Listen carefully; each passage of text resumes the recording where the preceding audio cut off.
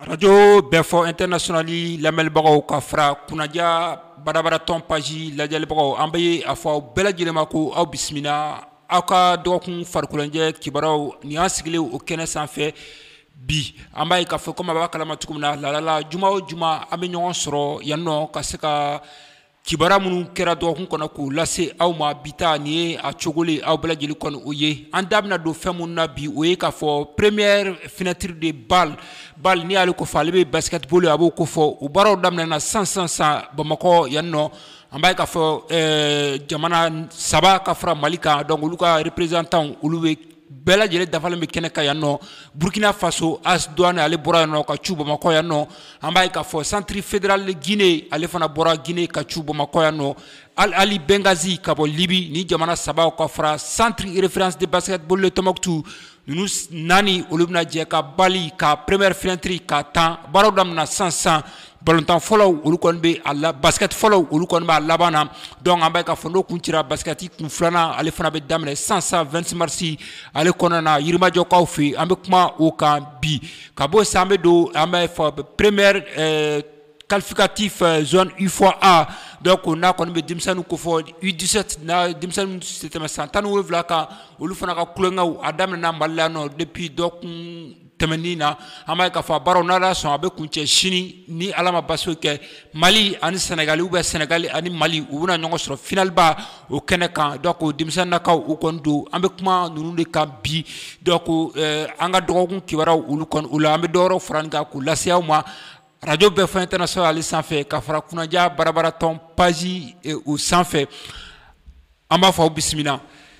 nin ye an sigilen donc an bɛ foli lase aw bɛɛ an bɛ segin ka foli la kurakuraya aw bɛɛ lajɛlen kɔni o ye aw mana kɛ diɲɛ fan o fan fɛ ni aw b'aw ɲɛma da anw fɛ n'a b'aw tulo ma da anw fɛ barabara foli sanga a na waati bɛɛ lajɛlen foli an b'a lase aw bɛɛ lajɛlen o ma donc aw mana kɛ dankan na an y'a fɔ cogo min na première fenêtre de BAL donc BAL ni y'ale ko fɔ ale bɛ basketball African League a b'o ko fɔ n'a bɛ basketi Ligue des champions a b'ale kɔni ko fɔ donc basketkɛlaw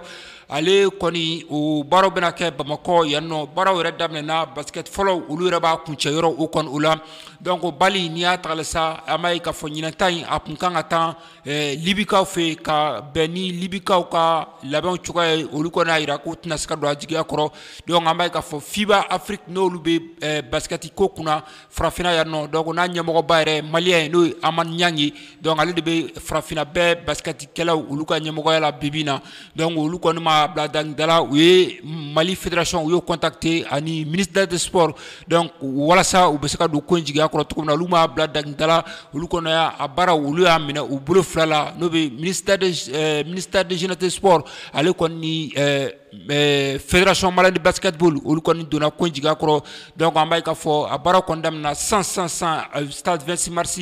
ale kɔnɔna na a y'a fɔ cogo min na jamana naani olu de bɛ jamana saba ka fara Mali kan donc olu de bɛna ye a kɛnɛ kan an b'a ye Mali yɛrɛ jɔyɔrɔ falen ni club min o tɛ club wɛrɛ o ye centre référence de Tombouctou de basketball o kɔni o ye ale donc n'o ye CRBT donc o ye olu ye donc olu de bɛna Mali jɔyɔrɔ fa kɛnɛ kan olu kɛrɛfɛ sa AS Douane ka bɔ Burkina Faso ale fana bɛ kɛnɛ kan yan nɔ ka bɔ sa an b'a ye k'a fɔ centre fédéral de Guinée donc olu fana bɛ kɛnɛ kan yan nɔ fo ka fara Ali Benghazi ka bɔ Libikaw fɛ ninnu jamana naani olu de bɛna jɛ ka première fenêtre basketball kunda ka se ka kulonkɛw sigi sen kan sisan donc an b'a k'a fɔ ni basket fɔlɔ kun cɛra sisan filanan o bɛ daminɛ donc n'Ala sɔnna baaraw kɔni bɛ daminɛ bi a bɛ kuncɛ dimanche nata o b'a jira k'a fɔ tile saba baara don n'o bɔra sa deuxième fenêtre o kɔni bɛ boloda Rwandakaw fɛ yen nɔ donc an b'a ye k'a fɔ duwawu kɔni bɛ ka kɛ CRBT cogoya min na olu bɛ se ka Mali jɔyɔrɔ fa ka d'a kan nin y'u siɲɛ fɔlɔ ye kulonkɛ in kɛnɛ kan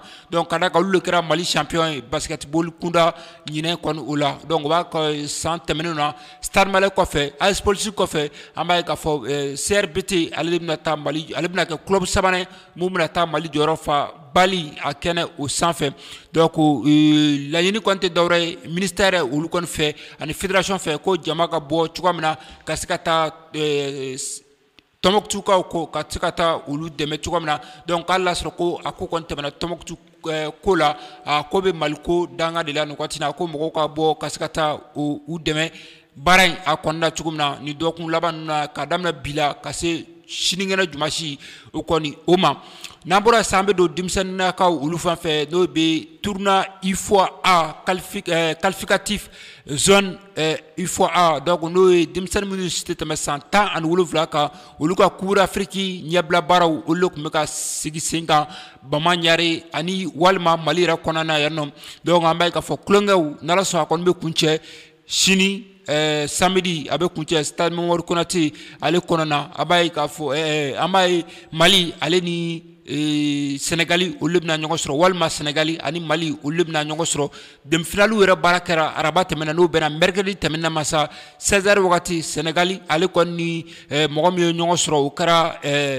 Guinée-Bissau o kɛra o ye donc Senegali olu ma bila dangidala 4 ani kanangolo an b'a ye k'a fɔ Senegali a y'o kɛ Guinée-Bissau o kɔni o la o kɛrɛfɛ o match banna sa 19h wagati balontan filanan an b'a ye Guinée-Conakry ale kɔni ni Mali olu tun bɛ ɲɔgɔn na an b'a ye Guinée-Conakry ale bɛ fɔlɔ ka bi don Mali kun depuis sanga sabanan donc k'a da tulu la k'a da jaba la fo balontan sɛgɛnnafiɲɛ bɔ waati Mali denmisɛnninnakaw u bɛna bi égaliser ka taa jisuma min o kan mi-temps bɛ kɛ 1-1 Mali a kɔni ni Guinée-Conakry olu kɔni ni ɲɔgɔn cɛ mi-temps yɛlɛ la sa sanga 80 ani sanga 5nan an b'a ye k'a fɔ Mali a bɛna a ka celu filanan a bɛn'o sɔrɔ k'o halaki Guinéens olu ka nbaramɔgɔw ka jɔ kɔni kɔnɔna na donc o kɔni kelen o tɛ bɛn Guinéens ma Guinéens kɔni dusu bɛ bɔ u kɔni u fari bɛ kalaya donc u kɔni bɛ balontan u tun bɛ fɛ ka yɛlɛma ka kɛ kɛlɛ ye nka a kɔni ma ɲɛ mun kɔ carton rouge 3 an b'a ye k'a fɔ o kɔni bɛ di Guinée-Conakrykaw olu kɔni o ma donc olu bɛ sen bɔ nin yɔrɔ la nin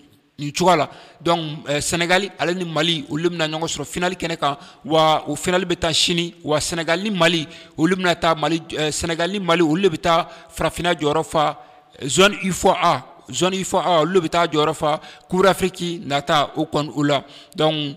baara bɛ kɛ cogo la ɲɔni sini an y'a fɔ cogo min na sini 16h wagati 3e place o kɔni bɛ ɲini Guinée-Bissau ale ni Guinée-Conakry olu kɔni bɛ ɲɔgɔn na donc o ye Guinée fila ye olu ka kɛlɛ ye Guinée-Bissau ani Guinée-Conakry olu bɛ ɲɔgɔn sɔrɔ jɔyɔrɔ sabanan o kɛlɛ la n'o ye 3e place o bɛ kɛ 16h o waati n'o banna sa 19h wagati Senegali ale kɔni bɛ Mali bisimila finale ba o kɔni kɛnɛ kan donc an b'a ye finale ba in kɔni a bɛna kɛ Senegal ni Mali ɲɔgɔn cɛ ka d'a kan finale ka gɛlɛn kosɛbɛ dakun kɔrɔ a bɛ Mali ni Senegal cɛ ka d'a kan san o san an bɛ k'a fɔ Mali ni Senegal olu de bɛ ɲɔgɔn sɔrɔ kulonkɛ in kuncɛyɔrɔ labanw na ka d'a kan ni jamana fila olu de jɔyɔrɔ ka bon fana jamana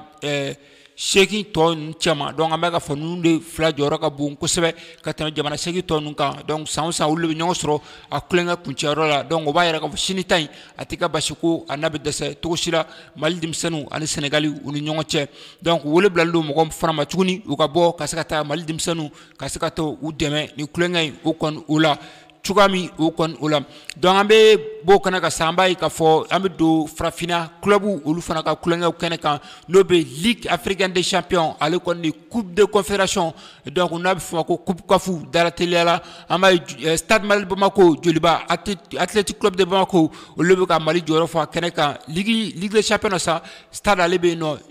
Coupe CAF la joliba ale bɛ yen nɔ donc ninnu fila bɛɛ lajɛlen kɔni an b'a ye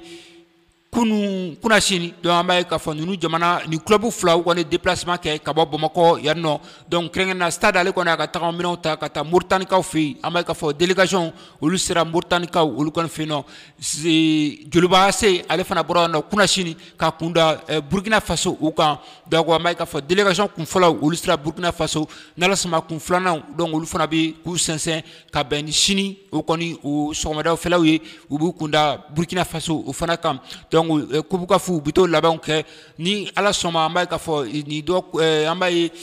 sini samedi Stade Mali Bamako ale kɔni bɛ don kulonkɛ la Mouritanikaw olu kɔni fɛ yen nɔ FC Nouadhibou ka bɔ Mauritanie ale kɔni ni Stade Mali Bamako olu kɔni bɛ ɲɔgɔn sɔrɔ donc Ligue des champions ale kɔni donda la donc n'o y'a baraji yɛrɛ donda ye donc u kɔni bɛna ɲɔgɔn sɔrɔ a kɛnɛ kan donc match a ka gɛlɛn kosɛbɛ kosɛbɛ ka d'a kan Ligue des champions mun bɛ ka ko fɔ Stade ale ma deli ka don a kɔnɔna na ka taa lajɛ fɔlɔ wa FC Nouadhibou ale delila ka don a kɔnɔ ka taa lajɛ ale b'a nafa dɔn fɛn mun don donc Stade Mare Bamako ale fana be daga sugoni a doni fana uye donc ba yɛrɛ ka fɔ bɔlɔntan gɛlɛn do sini Nouadhibou kaw fɛ a fɛn tunnen bɛɛ a tɛna ye sini donc a baaraw bɛ kɛ sini 19h o waati donc a b'a dɔn kosɛbɛ ka d'a kan a delila ka baara kɛ FC Nouadhibou ale kɔni bɔlɔntanaw kunna a delila k'olu entraîner ka tɛmɛ san tɛmɛnenw na donc a b'a yira k'a fɔ a bɔlɔntan kɔni ko mɔgɔ dɔnbaga o de ka jugu ma donc o kɔni bɛna kɛ stade entraîneur a kɔni ni FC Nouadhibou ta ye donc baara in kɔni a bɛ kɛ sini ni ala sɔnna sini 19h wagati Moritani kaw fɛ yen nɔ u ka dugu bɛ n'a fɔ ma ko Nouadhibou olu de bɛna ɲɔgɔn sɔrɔ o kɛnɛ kan ka bɔ sa an b'a k'a fɔ Joliba AS ale fana bɛ coupe de confédération ale b'o kɛnɛ kan dalateliya la n'u k'a ma ko coupe kafu o kɔni na sa Joliba AS ale fana b'o donda la hali n'a sɔrɔ Joliba a kɔni delila ka don coupe kafu kɔnɔna na donc o b'a yira k'a fɔ Joliba AS ale fana b'a nafa dɔn kosɛbɛ kosɛbɛ n'a donna a kan ka minnu sɔrɔ ani a bɛ minnu sɔrɔ a b'o olu nafa dɔnnen don déjà kaban donc Joliba AS ale kɔni ni Burkina sɔrɔsiw olu de kɔni bɛna kari ɲɔgɔn na sinikɛnɛ jumasi don n'o ye Union sportive des forces armées de Burkina Faso donc olu de kɔni bɛna ɲɔgɔn sɔrɔ n'o ye ISFA ye donc Burkina sɔrɔsiw don olu ni Joliba AS olu bɛna ɲɔgɔn sɔrɔ n'ala sɔnna stade 4 août ale kɔnɔna na Burkina kaw fɛ yen nɔ jumasi nata o kɔnɔna n'o bɛ sinikɛnɛ ma 16h o waati o kɔni o la donc baaraw bɛ kɛ nin cogoya kɔnɔna Joliba AS olu fana ka délégation an fɛ cogo min na ballontannaw n'u ka degeli ani délégation kun fɔlɔw olu bɛɛ kɔni sera déjà Burkina Faso kaban hali bi mɔgɔ fan tɔw olu bɛ bɔ yan nɔ sini sɔgɔmada ale fana tun bɛ ka a ka ballontan laban filaw kɛ coupe du monde a kɔni nata kɛnɛ kan hali y'a sɔrɔ Mali kɔni tɛna se ka ye a kɛnɛ kan sira si fɛ donc o kɔni baara kɔni gɛlɛyara kosɛbɛ kosɛbɛ Mali kɔni cɛdenw u kɔni bolo an b'a ye Mali kɔni ballontan 10 de tun bɛ yen nɔ ballontan 10 in na cogoya min na an bɛ se k'an ka tige sɔrɔ ka taa coupe d'Afrique a kɛnɛ kan coupe du monde kɛnɛ kan coupe du monde mun n'a bɛna kɛ États-Unis d'Amérique ale kɔni ni Canada fo ka fara Mexique kan olu jamana saba olu de bɛna jɛ ka coupe du monde labɛn ka d'a kan jamana 40 ani kɔ olu de bɛna ɲɔgɔn sɔrɔ ni jamana saba kan jamana 40 ani kɔ olu bɛna ɲɔgɔn sɔrɔ ni jamana fila ni jamana saba o kɔni kan donc Mali kɔni tɛna se ka y'a kɛnɛ kan donc an b'a k'a fɔ éliminatoire ale kun cɛra pepewu donc Mali y'a ka ballontan laban fila kɛ donc contre Tchad an ye sɛbɛn sɔrɔ Tchad ka fila ani kanangolo an b'a ye k'a fɔ Kamori Dunbuya ale y'o fila bɛɛ don o kɛra arabajan tɛmɛnen na donc o kɛlen na sa an b'a ye k'a fɔ jumasi tɛmɛnen Mali ani Madagascar fana tun bɛ ɲɔgɔn na Mali sɛbɛn sɔrɔ Madagascar kan 4 ani 1 an b'a ye k'a fɔ Lasine Sinayogo fo ka fara Nɛnɛ Biter Donjeles kan ale ni Gawusu Kiasu Jara olu kɔni bɛ Mali ka cɛlu olu b'o dun donc 4 ani 1 o tɛ foyi bɔ sɛden sɔngɔ la wa a tɛ fɛnba kɔni o ɲɛ donc an b'a ye baara kɛra o cogo la mɔgɔ minnu bɛ taa farafinna jɔyɔrɔ fa ka ban déjà olu bɛɛ dɔnnen don n'ala sɔnna don n'a nataw la an b'o o jamanaw di mɔgɔw tulo kan dɔgɔkun nata la nka baraji la sa mɔgɔ minnu bɛna baraji tan donc hali n'a sɔrɔ an k'u jigi dalen bɛ baraji kan an tɛna se k'o sɔrɔ jamana minnu bɛna baraji tan sa o ye Nigeria Cameroun ale ni RD Congo ani Gabon ninnu jamana 4 olu de bɛna baraji tan olu bɛ ɲɔgɔn sɔrɔ demi-finale direct la donc kelen bɛ kelen ci ka bɔ a la u fila bɛ taa ɲɔgɔn sɔrɔ finale la donc fila min fana bɛna ɲɔgɔn sɔrɔ finale la kelen bɛ kelen ci a tɔ kelen o bɛ taa baraji tan donc o b'a yira k'a fɔ jamana 4 saba bɛ buru kelen bɛ taa farafinna jɔyɔrɔ fa baraji la Amerikikaw ka kɛnɛ kan donc baara kɔni a ka gɛlɛn kosɛbɛ donc o cogoya la don n'a nataw la an b'a ye k'a fɔ an bɛ jamana minnu qualifiera a bɛ taa jamana 20 ani 4 n'a ɲɔgɔn na an b'a o jamana 24 olu ɲɔgɔnna de qualifiera don n'a nataw la an bɛ n'o di maaw u tulo kan donc Mali ballontan fana an b'a ye k'a fɔ hali bi sigi kan ka kɛ a ko la kosɛbɛ kosɛbɛ donc nin waati o kɔni na donc ka d'a kan Mali ballontan an y'a fɔ cogo min na a fura bɛ Mali yɛrɛ kɔnɔna na yan nɔ Mali baara fɛn fɛn kɛ ballontan na k'an ye nafa sɔrɔ a la k'an ye nisɔndiya sɔrɔ a la a bɛɛ lajɛlen jujɔn bɔra Mali la donc an b'a ye k'a fɔ Mali taara Coupe d'Afrique finale 1 de la Yaoundé 72 Mali taara o finale 1 na a finale la Mali entraîneur de taara ni Mali ye n'o ye Mamadou Koulibaly Kapi ale de ye Mali la qualifié ka taa fo finale la wa an b'a ye k'a fɔ Joliba AS donna Ligue des Champions na Mali entraîneur de y'a kɛ stade ye Coupe Kafu ta Mali entraîneur de y'a kɛ Mali ye Coupe d'Afrique junior ta Mali entraîneur de y'a kɛ wa Mali taara fo Coupe du monde demi-finale la Mali entraîneur Coupe du monde junior demi-finale la Mali entraîneur de y'a kɛ wa Coupe d'Afrique carré caman Mali y'a ta Mali entraîneur de y'a kɛ il faut que an ka valeur don an yɛrɛ la an kana an yɛrɛ bila kɔfɛ Mali ballontan problème an bɛ ka taa ɲini yɔrɔ o yɔrɔ o tɛ donc an b'a ye k'a fɔ an k'an yɛrɛ bila ɲɛfɛ o de bɛ kusaya Mali balontan a kɔni o ma nka an b'a ye fɛn min ɲɛɲɛlen don Mali balontan na bi ni dɔgɔ fɔ o de ɲɔɲɛlen don hali yɛlɛnijɛ o de ɲɔɲɛlen don Mali balontan na donc en tant que o bɛ sen na donc ka n'an m'o dabila ka baara kɛ a ka gɛlɛn k'a fɔ ko ɲɛ bɛna se ka sɔrɔ Mali balontan ko kɔnɔna na ka d'a kan bɛɛ lajɛlen kɛra ni dɔgɔ fɔlɔ ye bɛɛ lajɛlen kɛra ni dɔgɔ fɔlɔ ye donc wa bɛɛ lajɛlen bɛ yɛlɛnijɛ la ɲɔgɔn fɛ ka sɔrɔ ŋaniyaw tɛ kelen donc o mana kɛ fɛn o fɛn na donc an b'a ye k'a fɔ ɲɛtaga sɔrɔ man di o ko la an b'a ye an bɛ don mun kɛnɛ ka sa an bɛ kibaruyaw kuncɛ ni mun ye o ye k'a fɔ coupe Mamutu Sanogo n'u k'a ma ko alimami ale ye commerçant ye Sugunukura kɔnɔna na ale tɔgɔla coupe fana tun bɛ ka tan Korofinakaw fɛ yen nɔ dimanche tɛmɛnen na an b'a ye k'a fɔ Joliba Ase ale kɔni ni CMK olu de tun bɛ ɲɔgɔn na balontan kɛlɛ balontan jijalen 2 fois 35 minutes u tun bɛ k'o de tan Joliba Ase ni CMK ni ɲɔgɔn cɛ n'i ye CMK ta k'a lajɛ o ye centre Malais de Korofina centre Malais di Korofina olu de tun bɛ ɲɔgɔn na balontan kɔni bɛ gɛlɛya kosɛbɛ a bɛ ban 1-0 ka taa Joliba Ase kan na fo sanga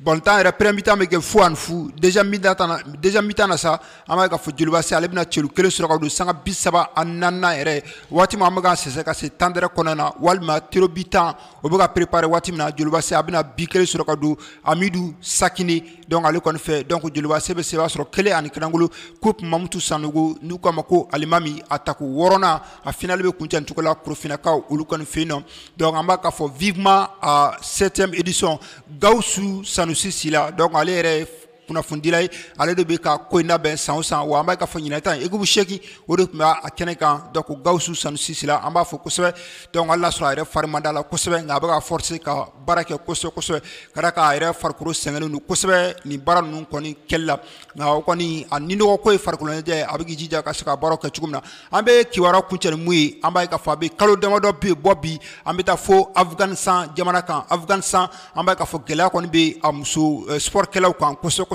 ka d'a kan Afganistan donc olu ka jamana ɲɛmɔgɔ an b'a ye k'a fɔ marifatigi dɔw kɔni y'ale lawuli ka bɔ a place la tilegan dere fɛ ko marifatigi ni maa tɛ filan ye donc o kɛra sababu ye président na bɔra a ka palais kɛrɛnkɛda fɛ donc o kɔni kɛra sababu ye marifatigi minnu nan'u sigi olu kɔni y'a jira k'a fɔ ko olu tɛ jɛn n'a ye musow ka ye yɔrɔw kɔnɔ fɛ ou bien fanw fɛ k'a fɔ k'u bɛ farikolo ɲɛnajɛ baaraw kɛ k'u tɛ jɛn ni a ye cogo si la donc a kɔni kɛra gɛlɛyaba ye donc Afganistan jamana kan a bɛ kalo damadɔ bɔ bi an delila ka kuma fɔ radio BFM international sanfɛ nka an b'a ye k'a fɔ fo bi taamamɛnɛ sisi ma bɔ a ko kɔni na kosɛbɛ an b'a ye k'a fɔ mɔgɔ minnu bɛ balontanko kunna diɲɛ kɔnɔ n'u k'a ma ko FIFA u n'a ɲɔgɔnnaw olu bɛɛ lajɛlen kɔni ye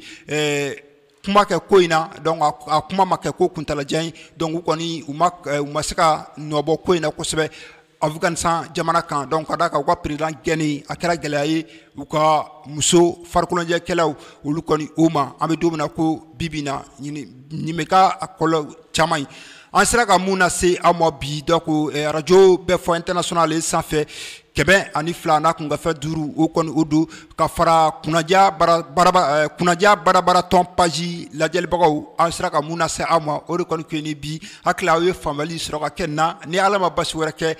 an bɛ jɛ ka dɔgɔkun nata an b'o makɔnɔ juma nata kɛrɛnkɛrɛnnen na ka se ka na farikolo ɲɛnajɛ kunnafoniya minnu mana di ka se ka olu fɛsɛfɛsɛ aw ye nka ɲani o cɛ an bɛ dugawu kɛ Joliba Ase Stade Mali Bamako u ka se ka sebaya ɲɛnama sɔrɔ nin dɔgɔkun in kɔnɔna na ka d'a kan dɔgɔkun laban in na match retour bɛ kɛ Bamakɔ yan nɔ donc sini ka fara sinikɛnɛ kan u ka se ka jaabi ɲɛnama sɔrɔ ka sɔrɔ ka segin ka na u fa jamana kan ni cogoya min na